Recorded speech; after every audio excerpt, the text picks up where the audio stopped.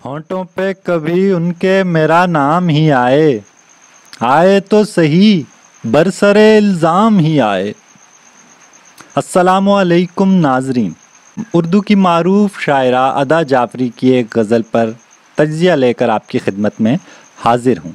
सामीन, मतला आपके सामने गज़ल का मैंने पेश किया और आपने ये गज़ल यकीनन कहीं ना कहीं सुन रखी होगी, क्योंकि इसको उर्दू गज़ल गाने वाले मारूफ गायकों ने गा रखा है।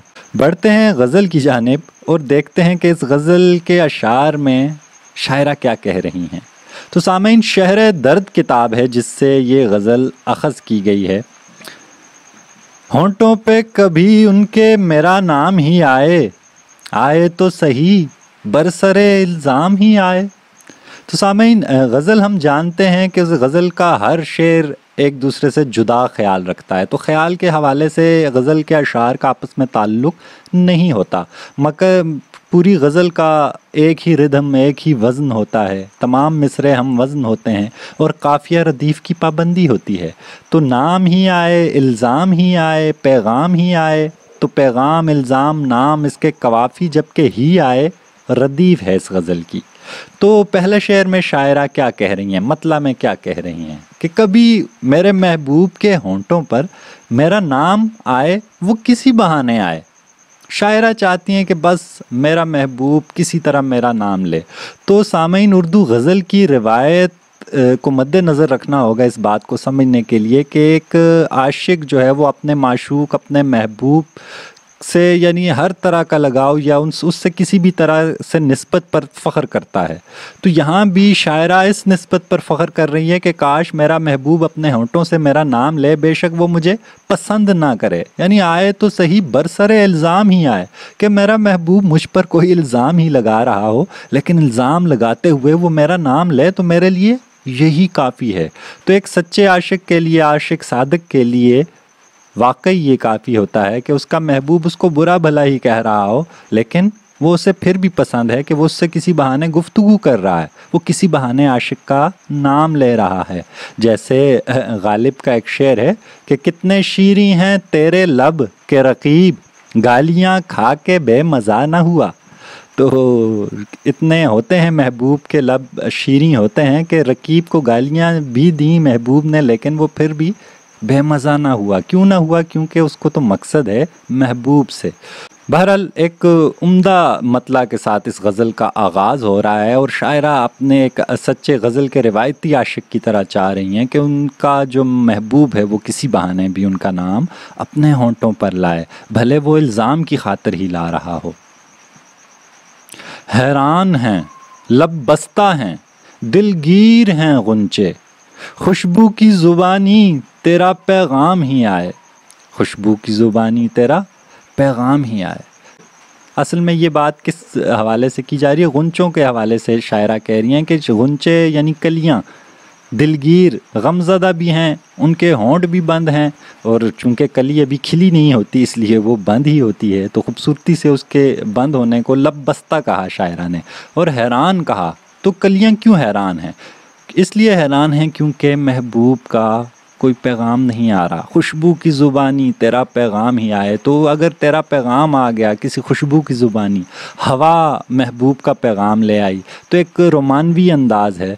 हवा महबूब का पैगाम ला तो नहीं सकती, लेकिन अगर ऐसा हो गया तो शायरा कहती हैं कि ये जो हैरान और लबबस्ता और दिलगीर गुंचे हैं, ये दिलगीर नहीं रहेंगे, हैरान नहीं रहेंगे, लबबस्ता नहीं रहेंगे, बल्कि ये कलियां खिलकर फूल बन जाएंगी, क्योंकि इनको पैगाम मोहब्बत आ जाएगा कि महबूब आ रहा है।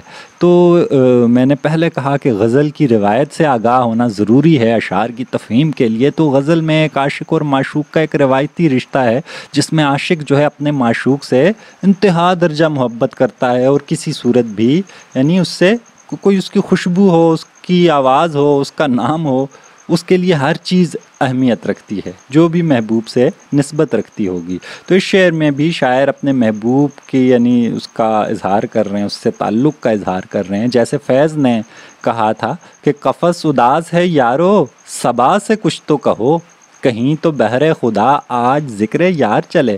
تو فیض بھی چاہتے تھے کہ صبا جو ہے یعنی خوشبودار ہوا جو ہے وہ محبوب کا ذکر کرے تو تاکہ اس قفس یا قید خانے میں اس کو کچھ سکون آئے.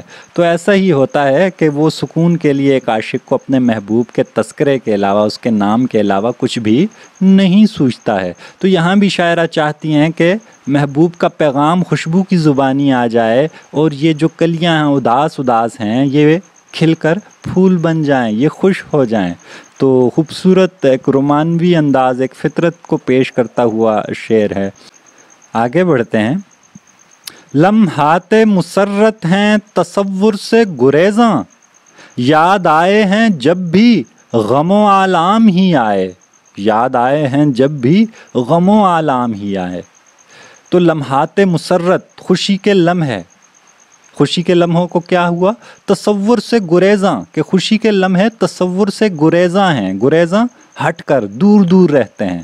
تو تصور میں، خیالوں میں خوشی کے لمحے نہیں آتے. اس سے مراد جو یادیں اچھی ہیں وہ دماغ میں نہیں آتی. تو کیا یاد آتا ہے؟ یاد آئے ہیں جب بھی غم و آلام ہی آئے. تو غم تو ہم جانتے ہیں، تو آلام علم کی جمع ہے. تو علم بھی درد کو، غم کو کہتے ہیں، دکھ کو کہتے ہیں. تو علم کی جمع آلام. تو غم و آلام یاد آتے ہیں. شاعرہ کہہ رہی ہیں کہ مجھے اچھی یادیں یا اچھی سوچیں تو جیسے کبھی ذہن میں آتی ہی نہیں ہیں. تو ایسا اسی وقت ہوتا ہے جب انسان کو کوئی بڑا غم زندگی میں ملا ہو، اس کی کوئی قیمتی چیز کھو گئی ہو یا اسے میسر نہ آئی ہو. تو اس صورت میں اس کو اپنا وہ بڑا غم یاد رہتا ہے. پھر اس کو وہ جو چھوٹی خوشیاں یا دیگر خوشیاں ہوتی ہیں ان کی طرف توجہ نہیں جاتی. تو اس شعر میں بھی ایسی ہی کیفیت ہے کہ شاعرہ کو جو لمحات مسرت ہیں، خوشی کے جو لمحات ہیں وہ اس سے دور دور رہتے ہیں اور وہ اکثر اداس اور غم زدہ رہتی ہے. تو شاعر ویسے بھی حساس لوگ ہوتے ہیں. تو بات وہی ہو جاتی ہے کہ سارے جہاں کا درد ہمارے جگر میں ہے. تو یہاں بھی شاعرہ کو وہ دکھ یا کیفیت ایسی شدید ہے کہ پوری زندگی پر اس کا نفسیاتی ایک اثر ہو گیا ہے اور وہ مستقل اداسی کی کیفیت ہے. جیسے ناصر کاظمی ایک اداسی کے نمائندہ شاعر ہیں کہ وہ کہتے ہیں کہ رشتہ جاں تھا کبھی جس کا خیال، اس کی صورت بھی تو اب یاد نہیں. تو کبھی جس کا خیال خوشی کا باعث تھا، زندگی کا باعث تھا، تو اس کو، ناصر کو بھی وہ یاد نہ رہا. تو وہ چیزیں پھر جب کھو جاتی ہیں تو پھر اچھی یادیں یا وہ ہنسی یا وہ مسکراہٹیں بھی دکھ دیتی ہیں چونکہ اس میں وہ غم یاد آ جاتے ہیں. تو یہاں بھی شاعرہ کسی ایک ایسے غم کا اظہار کر رہی ہیں جس کو یعنی ظاہر طور پر بیان تو نہیں کیا گیا لیکن اس کیفیت کے ذریعے اندازہ ہو رہا ہے کہ یہ کسی بڑی تکلیف یا بڑے غم کا اظہار اس شعر میں پایا جاتا ہے، جس کی وجہ سے خوشیاں یا اچھی یادیں بھی دماغ سے محو ہو چکی ہیں. تاروں سے سجائیں گے رہے شہر تمنا، مقدور نہیں صبح چلو شام ہی آئے. تاروں سے سجائیں گے رہے شہر تمنا. رہے شہر تمنا فارسی کی ترکیب بنائی گئی ہے، مرکب الفاظ 3. تو اردو میں ہم اسے الٹا کھولتے ہیں. رہے شہر تمنا، تمنا کے شہر کا راستہ. تو تمنا خواہش کے شہر کا راستہ. تو خواہش کا کوئی شہر نہیں ہوتا، یعنی خوابوں یا خیالوں کی دنیا، خواہشیں. تو بات غالب والی ہے کہ ہزاروں خواہشیں ایسی کہ ہر خواہش پہ دم نکلے. تو شاعرہ کہہ رہی ہیں کہ تاروں سے سجائیں گے رہے شہر تمنا، اپنی خواہشوں کے شہر کے رستوں کو ہم ستاروں سے سجائیں گے. کیوں؟ مقدور نہیں صبح، کیونکہ ہماری قسمت میں صبح نہیں ہے، چلو شام ہی آئے.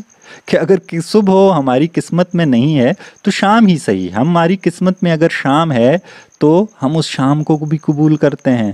تو صبح اور شام اب علامات ہو سکتی ہیں، کچھ بھی کہا جا سکتا ہے کہ ہمارے نصیب میں وہ اچھے دن نہیں ہیں تو برے دن ہیں، تو ہم اس میں چراغاں کریں گے. یعنی کسی کی قسمت میں دن ہوتا ہے، اچھے وقت میں کوئی شخص اچھے زمانے میں پیدا ہوتا ہے، خوشحالی کے زمانے میں پیدا ہوتا ہے، کوئی شخص جنگ زدہ علاقوں میں پیدا ہوتا ہے. تو کیفیتیں انسانوں کی مختلف ہوتی ہیں. تو شاعرہ کسی ایسی کیفیت یا ایسے زمانے میں ہیں کہ جو شام کا زمانہ ہے، جو اداسی کا زمانہ ہے. تو خاص طور پر جو شاعرہ کا زمانہ ہے وہ تحریک پاکستان، قیام پاکستان، جنگ عظیم. تو یہ سارا کچھ جب ایک حساس شاعر جو ہے وہ ادیب محسوس کرتا ہے تو پھر اس کا اظہار ایسا ہی ہوتا ہے. تو یہاں بھی شاعر نے بھی ایسی ہی کیفیت کا اظہار کیا تھا. تو ناصر کا میں نے آپ کو شعر سنایا تھا، تو اسی غزل کا مطلع ہے اسی حوالے سے بہت اہم ہے۔ سفر منزل شب یاد نہیں، لوگ رخصت ہوئے کب یاد نہیں۔ تو بعض اوقات ایسی کیفیت ہوتی ہے کہ وہ سفر جو ہوتا ہے وہ تمام رات کا ہی سفر ہوتا ہے، تو اس کی پھر اچھی چیزیں جو ہے وہ یاد نہیں رہتی۔ لیکن کچھ لوگ حوصلے والے ہوتے ہیں، جیسے یہاں پر شاعرہ نے حوصلہ دکھایا، اس نے کہا چلو ہماری قسمت میں شام ہے، اندھیرا ہے، تو ہم اس میں کسی بہانے اجالا کریں گے، شام میں ہم ستاروں سے روشنی لیں گے، ہم چاند سے روشنی لیں گے اور رستہ دیکھ کر آگے بڑھتے جائیں گے۔ تو مقدور نہیں صبح، تو اگر ہماری قسمت میں صبح نہیں ہے چلو شام ہی آئے تو شام ہی صحیح۔ تو ایک طرف صبح اور شام صنعت تضاد کا بھی استعمال ہو گیا، اور خوبی سے شاعرہ نے اپنے ایک جذبے کا اظہار کیا کہ اگر ہماری قسمت میں خواہشوں کا پورا ہونا نہیں ہے، رہے شہر تمنا کو ہم کیا کریں گے، اب ستاروں سے سجا دیں گے۔ سورج ہماری قسمت میں نہیں تو نہ صحیح ہم دیے جلا دیں گے۔ کیا راہ بدلنے کا گلہ ہم سفروں سے، جس راہ سے چلے تیرے در و بام ہی آئے۔ ایک اور خوبصورت، ایک اور عمدہ شعر، کیا راہ بدلنے کا گلہ ہم سفروں سے۔ ہم سفر ساتھ چلنے والے، تو ساتھ چلنے والے کبھی کبھی رستہ بدل دیتے ہیں۔ پرانے ہم جولی ساتھی، دوست، عزیز رشتہ دار، بھائی، تو زندگی میں ایسے موڑ آتے ہیں کہ رستے بدلتے جاتے ہیں۔ ناصر نے کہا تھا کہ دوست بچھڑتے جاتے ہیں، شوق لیے جاتا ہے دور۔ تو ہر شخص کے زندگی کی اپنی ترجیحات ہوتی ہیں، اس لیے شاعرہ یہاں بھی اپنے دوستوں سے، عزیزوں سے، ہم سفروں سے گلہ نہیں کر رہی ہیں۔ وہ کہہ رہی ہے کیا راہ بدلنے کا گلہ ہم سفروں سے، تو مجھے کوئی گلہ نہیں ہے، جو جس راہ سے چلے تیرے در و بام ہی آئے۔ تو اگر میرے ساتھی یا اپنے یا عزیز راہ بدل گئے کوئی شک نہیں، ہم جہاں سے بھی جائیں گے تو تیرے ہی در و بام پر پہنچیں گے۔ اب ایک کیفیت تو ذاتی ہے، اگر شاعرہ ذاتی محبوب کا کہہ رہی ہے، وہ کہہ رہا ہے کہ اگر میرے ساتھ کوئی نہیں چلا، کوئی دوست نہیں چلا تو کوئی پرواہ نہیں، میں تو جس رستے سے بھی گئی تیرے در و بام، در دروازہ بام چھت کو کہتے ہیں، تو وہ کہتا ہے اپنے در و بام تمہاری یعنی گھر مراد ہے، تو میں تمہارے گھر تک ہی پہنچوں گی، تو اس لیے کسی دوست کی یا مددگار کی ضرورت نہیں ہے۔ جیسے آتش نے کہا تھا، تلاش یار میں کیا ڈھونڈیے کسی کا ساتھ، ہمارا سایہ ہمیں ناگوار راہ میں ہے۔ تو بعض اوقات ایسی کیفیت ہوتی ہے کہ اپنے دوست بھی اپنے سفر میں یا ذاتی سفر میں، جیسے میں نے کہا کہ اگر ذاتی مسئلہ ہے، ایک ذاتی محبوب ہے، تو پھر اس میں تو سایہ بھی گوارا نہیں ہوتا۔ تو یہاں اگر وہ کیفیت ہے تو شاعرہ یہی کہہ رہی ہے کہ مجھے ضرورت ہی نہیں ہے دوستوں کی، لیکن اگر یہ کوئی کامن مقصد ہے، کوئی ذاتی مقصد نہیں ہے، یعنی اس شعر میں اگر عشق مجازی کے بجائے عشق حقیقی مراد لیں تو پھر جس راہ سے چلے تیرے در و بام ہی آئے، اس سے مراد یہ ہے کہ سارے رستے پھر اللہ تک ہی پہنچتے ہیں، وہ اس کامن محبوب تک، وہ اس اکیلے محبوب تک جاتے ہیں جس کے لیے سارے لوگ کوشش کرتے ہیں۔ تو شاعرہ کہہ رہی ہیں کہ اگر کوئی رستہ بدل گیا تو کوئی فرق نہیں، سارے رستے تو ادھر ہی جائیں گے، تو سب نے آخر لوٹ کے اسی طرف جانا ہے، اسی دیار میں جانا ہے، موت کی طرف جانا ہے۔ تو یہ شعر مختلف کیفیتوں میں فٹ بیٹھتا ہے۔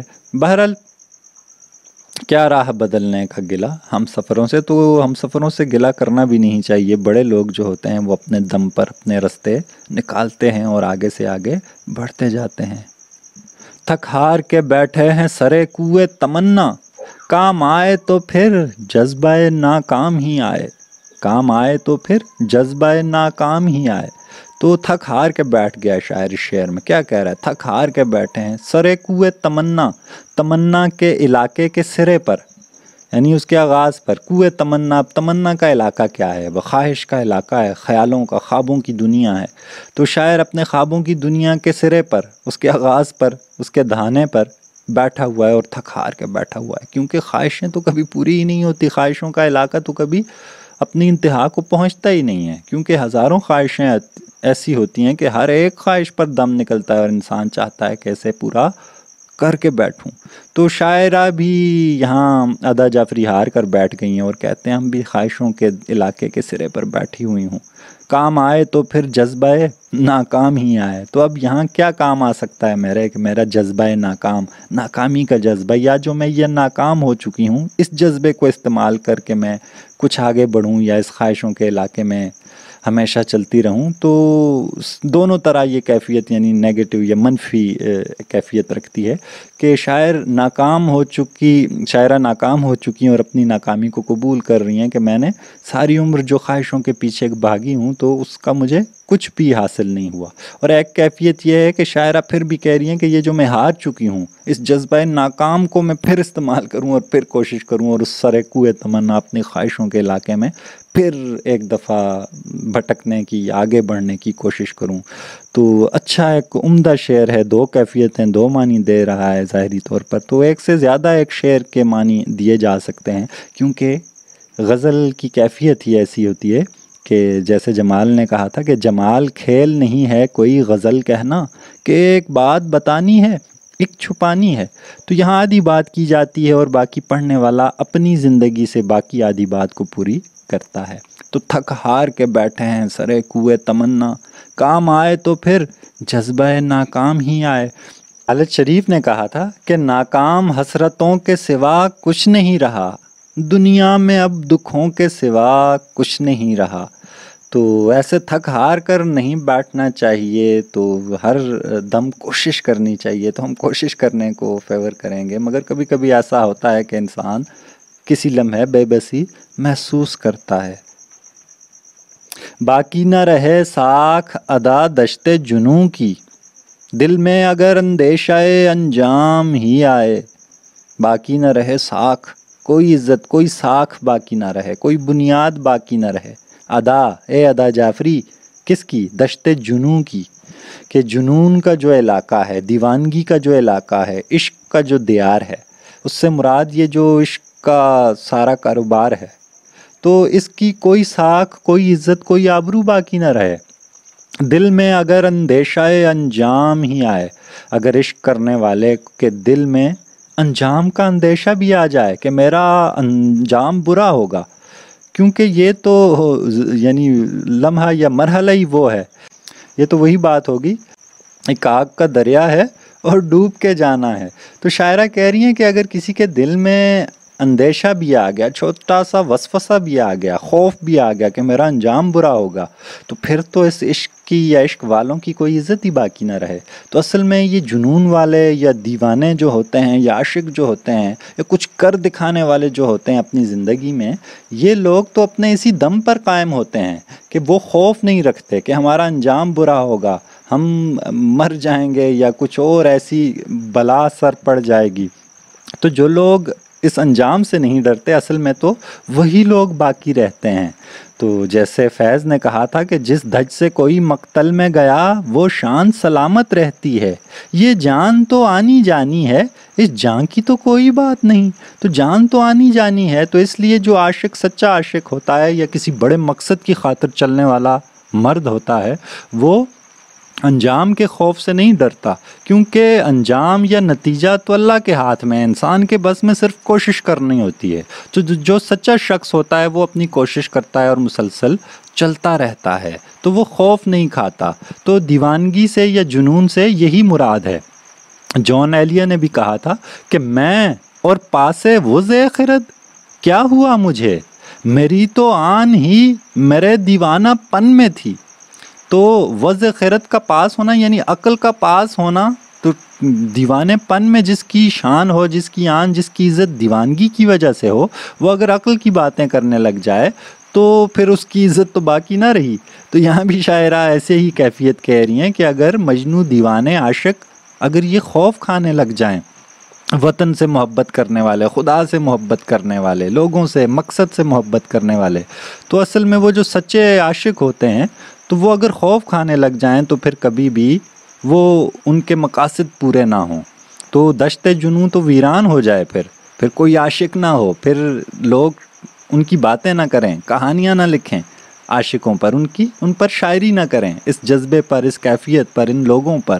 تو ایسا اندیشہ عاشقوں کے دلوں میں نہیں پڑتا۔